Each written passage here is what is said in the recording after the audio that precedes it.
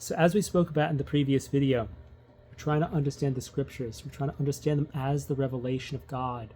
We're trying to receive them as they truly are. Not the words just of man, but of the words of God through men, gathering up history and reality and everything into something glorious, to a glorious stream into which we can participate. You know, it's very interesting when you look at different movements throughout history. For example, let's just think about, I'm going to quote Bob Marley. Bob Marley says, there's a quote, it's kind of a funny quote. I mean, it's not funny, but it's like, it's a quote that it's so profound that someone could just kind of say it offhand. He was a Rastafarian at some points in his life to some degree, I assume. And he said, Rastafari is not a religion, Rastafari is a reality. And what I'm trying to say in this video is that Catholicism is not a religion, Catholicism is a reality.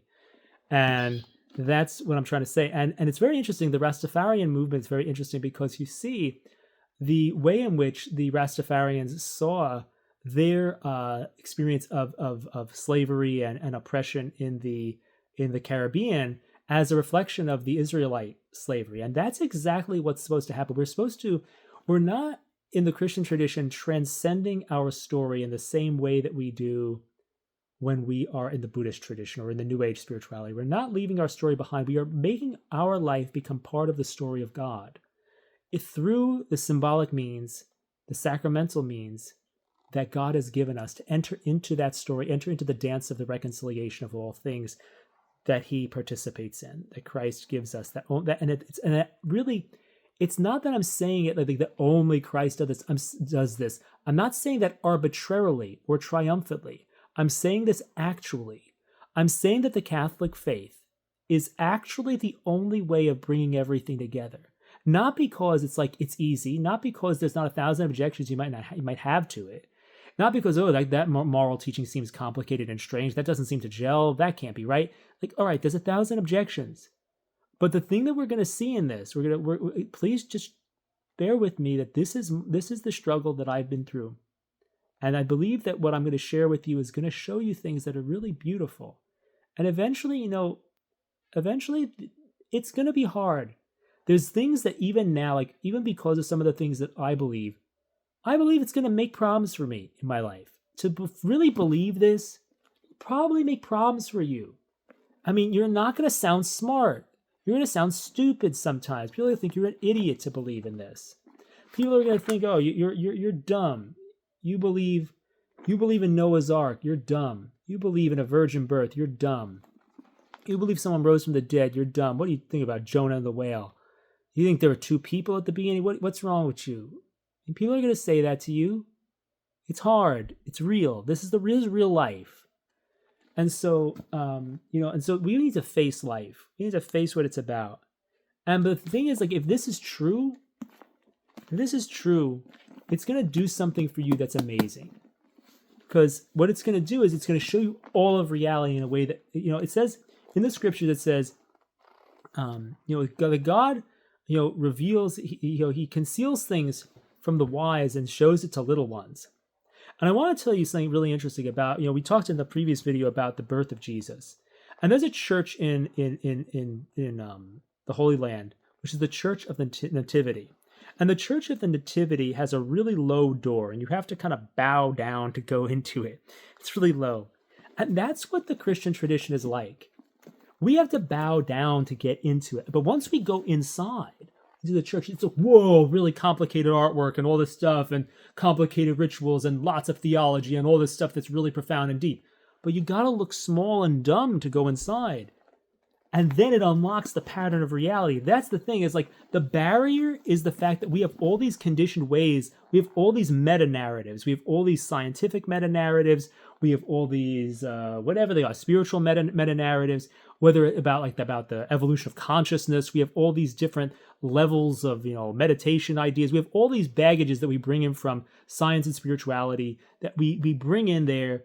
And it's hard because we have to work through these, and we can't just sidestep them. We have to face everything head on. And then you have the social obstacles of okay, people are not going to like you anymore. You're going to say things that sound dumb because you're going to be able to kind of bow down But then you're going to go into this other form of wisdom, and you're going to realize that like there's this other form of wisdom that there's beauty, there's pattern, there's the logic. We talked about Christ as the Logos at the end of the last thing, that Christ is a pattern, and we're called to enter into the pattern of the reconciliation of all things through the scriptures and everything like that.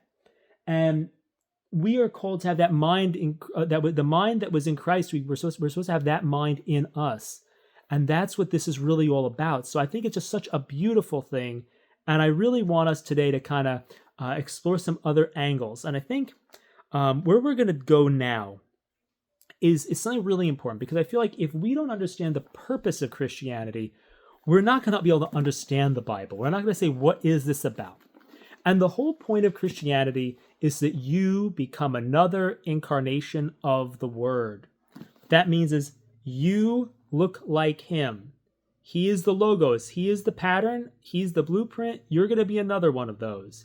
You're not going to be a carbon copy, but you're going to be a kind of a blend. You're going to be the unique member of his body that you're meant to be, but you're going to reflect him. That's the whole purpose. And you're going to live out his life. And, you know, one of the really fascinating things here is that's what the saints do. I'm just going to show you some images. These are some images. I want to see if I find a good one here. I want to find a good one in this. Yeah, here's a good one. This is an image of St. Padre Pio. You can see here, this is the stigmata. St. Padre Pio, his interior life was so conformed to Christ that through an extraordinary grace, he received the wounds of Christ's nails onto his body. His spiritual father and his spiritual tradition, you know, going all the way back, St. Francis of Assisi. St. Francis of Assisi, you can't see it in this image. I guess here you can see it as a painting of him with the stigmata. St. Francis had a very strange kind of stigmata, which somehow kind of looked more like, it seemed to look more like nails in some bizarre way. But St. Francis of Assisi, he had such a conformity to Christ that there was that union of their lives, And what's supposed to happen to each one of us is it's not going to always look like that. It's not going to look like, hey, we're going to get stigmata, but we're going to be conformed to Christ. We're going to look like him. That's the whole point, that his life, that our life becomes the participation in his life. The whole point of the Christian tradition is that we are brought into participation in the life and love of the Most Holy Trinity, which, you know, in the Hindu traditions, it's really, we're zeroing everything out. Everything is about our own consciousness. Atman is Brahman. There is this sense of we become one with an impersonal consciousness. But Christianity offers us this other revelation that goes deeper, which says that God is love outside of time. And therefore, in order to be love outside of time, there has to be three persons. And then this love gets transmitted into our hearts through the Holy Spirit, which comes to us by receiving the sacraments of baptism and the Eucharist and all these different things. So it's like this, we end up into these very physical ways of getting in touch with the utterly unknown God that we didn't really know there was Trinity outside of time, but we get these really concrete ways of getting in touch with this amazing God. And so what I'm going to try to show here is how does this really play out? You know, we just looked again. The whole point of the Christian tradition is to become like another Christ. It's to become another Christ, not apart from him, but to become, as I think it's St. Athanasius says, we are meant to, God became man that man might become God. And this is his feast day today too. God became man that man might become God. We are meant to become by grace what he is by nature, because it's basically like, in the Hindu tradition, we purify our mind, and our mind is kind of like a glass bowl. And we look at that. But in the Christian tradition, we realize it's a cup. It's a glass cup. And it's meant to be filled with living water. There's two types of light. Jesus speaks about, I believe, these two types of light when he says, be careful that the light that is within you is not darkness, because that light of our own awareness is just created light. And I spent most of my life practicing Eastern meditations, like Hindu meditations, Buddhist meditations, which just worked with the created light and were just my awareness of myself. And it's good to be aware of ourselves. That's part of the picture, but it's not the whole thing. We have to be more humble. We have to be more receptive. We're not meant to be a meditation master. We're meant to have the yin and yang of focus and prayer and receptivity to God. We're meant to abide in him, because apart from him, we can do nothing. But in him, we can live and move and have our being. And it ends up that actually the things that we tried to do in the New Age, the things that we maybe tried to do in different things, these things are actually best done as a Catholic. These things are best done in the authentic, ultimate, most comprehensive understanding of Christianity that flows out of the Bible. And again, the whole purpose, as I said, is to become another Christ. So let's look again at the picture of St. Pio. He becomes like another Christ. He has these wounds, but the most important thing is his life of virtue, his life of prayer. And so let's kind of wonder, how do we do this? Well, St. Pio actually teaches us. I wish the quote was in here. It was really a beautiful quote I found from Padre Pio once. He says, the way that we, through mental prayer, we moderate our passions and our conscience. So, and so what it is, like the tradition of prayer in the Catholic faith. See, when you're a Buddha, when you're becoming a Buddha, you're zeroing out the passions. You're just destroying them. That's nirvana. You're extinguishing desire. The Christian tradition is about the moderation and integration of the passions, because it's not about only it's not only about detachment for detachment's sake, which is really funny, because when you do detachment for detachment's sake, it's actually fun. It's actually enjoyment. Like, you can't get out of the paradox in Buddhism or Hinduism that the method of trying to detach from things is actually also an attachment to not suffering. Only Christianity, which is really weird and like makes you go towards suffering and makes you like offer up suffering and makes you suffer for others, kind of breaks out of the problem of suffering in the way that all those dharmic religions like Buddhism, Hinduism, they're always trying to get out of suffering, achieve liberation, but you're always doing it out of a desire for enjoyment and freedom. So you're really trapped in the thing you're trying to get out of. So Christianity allows you to actually do what you were trying to do in Buddhism. And so that's what I'm trying to say here.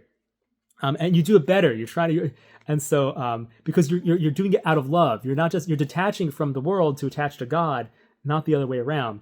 And you're doing it in a way that integrates matter, integrates things, and does that. Because St. Pio, we're also going to look at the goal of this. They don't have it in this. I don't think they have it in here. I wish they did. I don't think they have an image of it here, but St. Pio, you could see, obviously, you could see what he looks like in these images, but he basically, his body is still around today. Oh, and there you can see the stigmata. His body is around today, and it's an incorrupt body. It's an incorrupt body. He has not rotted. And that's what happens to a lot of the Catholic saints, is their bodies don't rot. Buddhist masters, their bodies dissolve, or there's this phenomenon called the rainbow body. They deconstruct their body, and that's not what we want. What we want is, because Christ has opened up a new way for humanity to experience restoration, to experience something that's far beyond anything that we've ever experienced before. We're being able to be brought into a new reality, and the bodies and minds of the saints and their lives participate in that reality, that restoration of all things, that integration of all things. And that's what it's really all about. So that's something that I think is really important to keep in mind, is that these things, Christianity is a path of integration, a path of healing, a path that is the ultimate path of the healing of all things. In the New Age movement, we want to bring all people together. We want to have global unity. We want all these things. We can't do those things, actually, though, without, the best way to do it is you're going to see how Christ and the Catholic Church offer us that.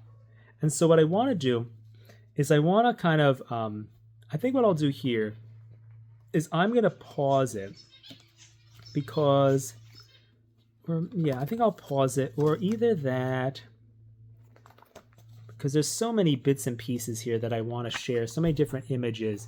But let me bring it around so that I'll lead into the next section maybe, or something like that. Because what we want to understand is, we can see that St. Pio looks like Christ. We can see that he looks like Christ. I want to show you, here's a young image of him. There's a young image of him in here. I can't find it.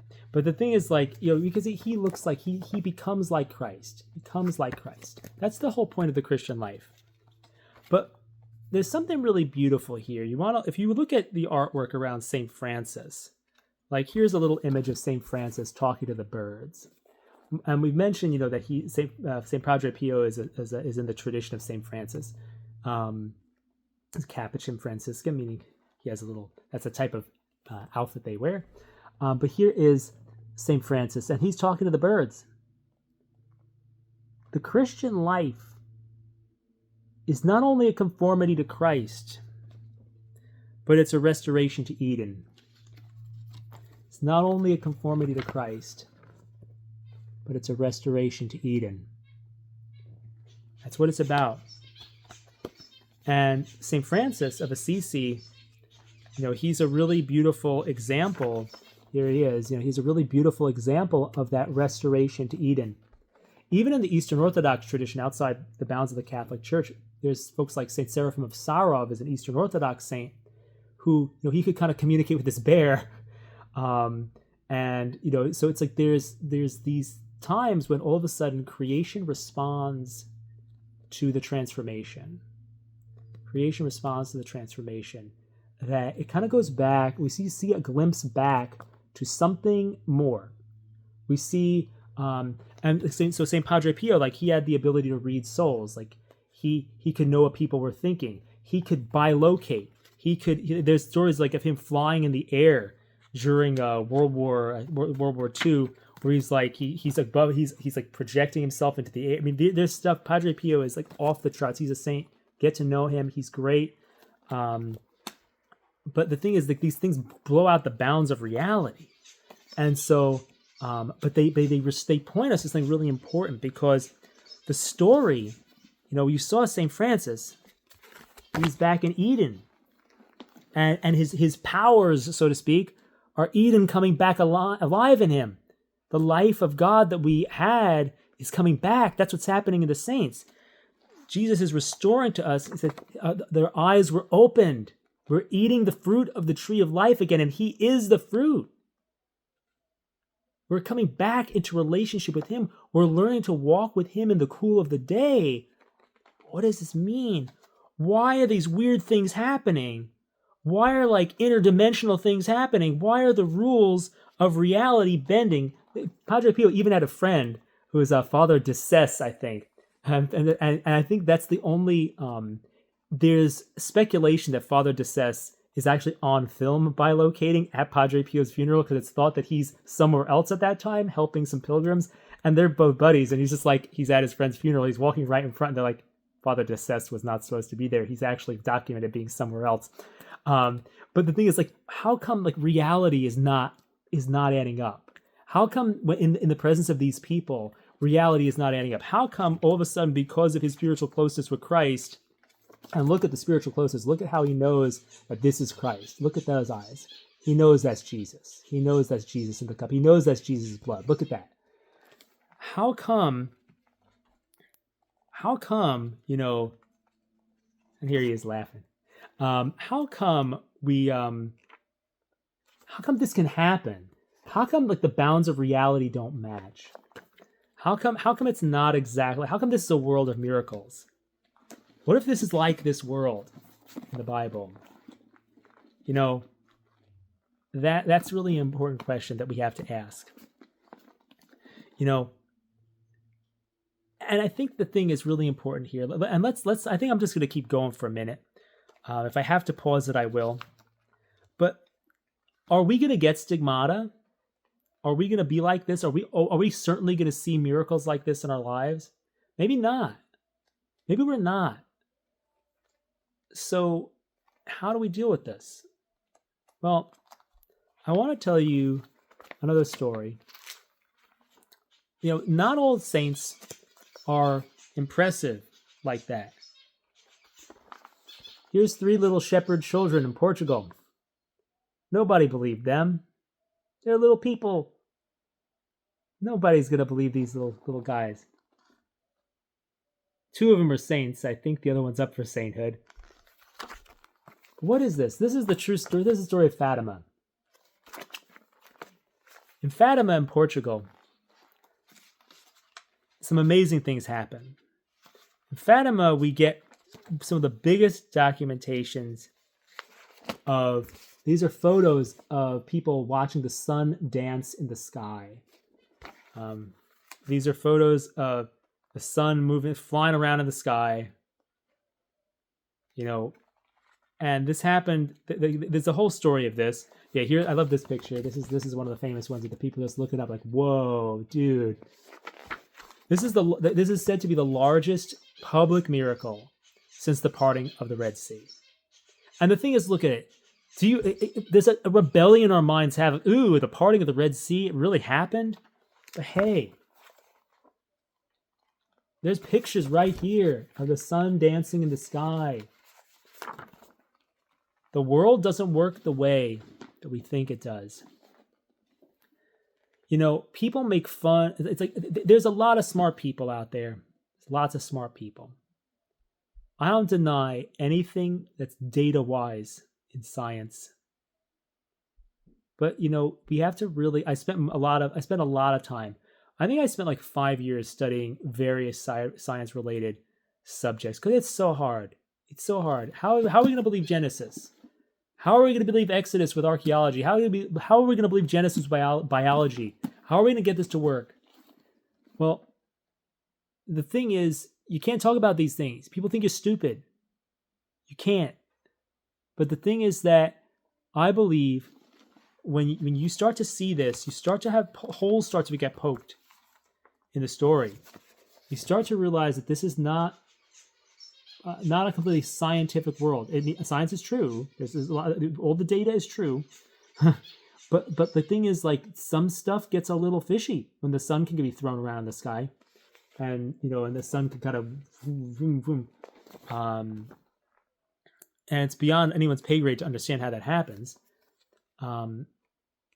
Things are a little strange when you have people be able to have stigmata. I haven't even gone into the fact that there are many Eucharistic miracles around the world where the host, the sacred host, will end up with heart cells, and nuclear physicists cannot figure out how that could even possibly happen. The world is a weird world. What this is showing us, all right, if people can look like Jesus and get the wounds of Jesus, if the sun can dance around in the sky, if in the same tradition we have St. Francis, and he's kind of like talking to the animals again. We kind of have him here with some birds. He's talking to the animals again. What if this is really pointing to a real transformation? What if the access of the Christian life are the breakthroughs back into an interdimensional reality which we enjoyed with God at the beginning? What if we could say, the Aboriginals in Australia, they had a beautiful term for the time before time. They called it the dream time. And in a very real way, I believe they're correct. I really believe that there was an interdimensional period. I mean, I'm not trying to say this in an absurd way. I'm trying to say this in modern language. I'm not trying to use this like as a new age term. I'm just saying, I believe that there was an interdimensional period where we had greater, we had, our bodies didn't work the same way they do now. That was where Adam and Eve were. It's like the original program when God made the demo, like God made this thing. It's like, it was one type of online RPG, it's like it was one type of computer game when God made the world. And had different rules, but then we broke the rules, and he's like, okay, well, now we need to go to the remedial computer game. And so the code was changed. And now what happens is that when the saints start getting back with the program, they start looking like the old code, and the old code keeps coming through. The old powers start activating. The old way that things were. The birds again respond. Like the animals understand, okay, Adam is back. The code is coming back online. That's what Christ wants to restore to us, that ability to walk with God in the cool of the day, and ultimately to go further, to get to basically do what in a good way do what Adam and Eve couldn't do, which was consume, which was have their eyes open rightly, and to consume from the tree of life. That's what's supposed to be happening. That he's kind of restructured and reprogrammed all reality. It's kind of like Jesus is kind of on the cross. He's kind of like reprogramming everything into himself, and he's making it all part of the program, so that then all the pains and all the sufferings that were originally like not part of the program are now part of the program. And so now it all becomes a participation in God, and our lives become this conformity to Christ, where everything makes sense in this process of the reconciliation of all things. And Jesus is like doing this cosmic jujitsu on all the things the devil does, and kind of integrating everything and doing that. So what I'm talking about here is that the Bible is the story of that pattern through history. The Bible, it's like it has Adam at the beginning, and we're going to go into a lot more things, but it's about the whole religion of Christianity is about going back to Eden through Christ. And when we go to the Mass, we're kind of at Eden again. We're able to eat from the tree. We're at Calvary. We're at the cross, and then Jesus gives us his body and blood to eat because he's the new tree of life. It's like this is what's supposed to be happening. This is the amazing thing that's supposed to be happening. It's like everything on the cross is like a remix of Eden, and it makes it so that it works. He reprograms everything, and it calls us into a new world in which matter and spirit are being joined together, and we're brought into that process of the reconciliation of polarities through Christ. And we only get the real fullness of that through the Catholic faith and its sacraments. And I'll talk more about that and why that is in the next videos. But I hope that some of these things are starting to point to that we live in a miraculous world whose pattern is revealed through Scripture. Even though it's so hard for us to shed the ways of interpreting the patterns of data that we've gotten from like science, and it's not that we're discounting science, but we're kind of put things into very crude categories. We're like, oh yes, it has to all have material causes, and it doesn't make sense. And there's so much we could talk about with that. So much data, so many things. There's so much science that we could talk about related to this. You can make it work. It can work with the Bible. It really can. It can all work with the Bible being very literally true in a real way, and not literally true in a way that just makes it kind of rinky-tink, in a way that shows this interdimensional pattern which we are being restored to in the life of the saints, the life of the sacraments, the life of prayer, and the life of virtue.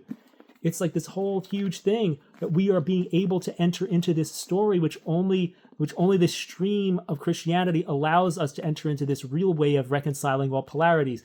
All polarities can really only be reconciled in the real Catholic Church and its invisible union with it. And it's because it's really the reconciliation of all things in it. And we're going to talk more about this. But this is what the Bible is. The Bible is how to get into the process of the reconciliation of all things. The Bible itself is written by men, but written fully by God. It is a reconciliation of all things. It is, just like Jesus is divine and human, the Bible is, in another sense, not the same exact way, divine and human. It's the place of reconciliation. That's why you're like, ew, it's kind of human. It is. That's the whole point. It's incarnate. It's fleshly. It's real. It's the thing that reconciles things. He looks like bread. He is God. It looks like something written by men. It is the Word of God. It's like this is what's happening here. This is integration, and you are being brought into the process of integration through this tradition. And that's what it's offering you. It's offering you the real way to do this. It's hard. It's hard to get to the point where you believe this. There's so much to struggle through. There's so many questions. There's so many. It's excruciating because it's making you like Him. It's making you like Him. It's part of the process. The bug is in the code. The bug is a feature. That's what they say in computer programming. Like the process of having to go through this to make sense of all this is a feature of Christian growth. It's part of the process. You're not weird. It's hard to digest this. It's hard to overcome our intellectual pride. It's hard to do these things, but it's not irrational. It's not irrational. It's just really difficult. So I hope this is helpful, and I hope this is blessing you, and I hope this is making sense to you. And we'll continue this.